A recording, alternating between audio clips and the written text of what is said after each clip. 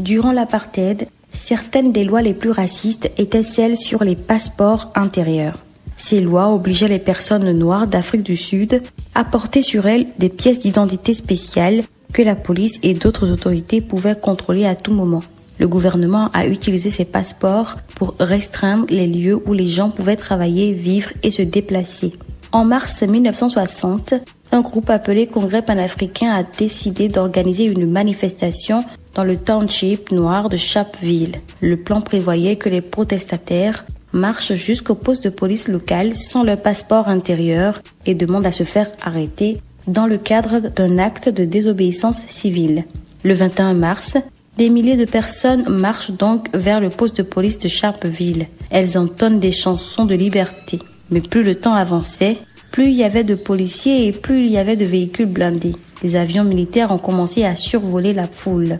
Puis, sans avertissement, la police a ouvert le feu sur les gens non armés. Au total, 69 personnes ont été tuées et plus de 180 personnes blessées.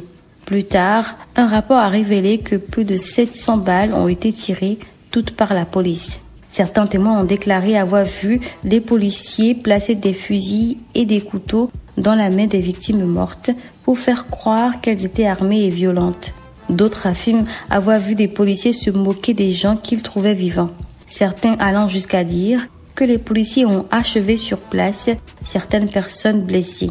Dans certains cas, les policiers auraient suivi les gens blessés à l'hôpital, puis les auraient arrêtés et emprisonnés. Dans d'autres cas, ils laissaient un peu de temps aux victimes pour être soignées avant de les arrêter.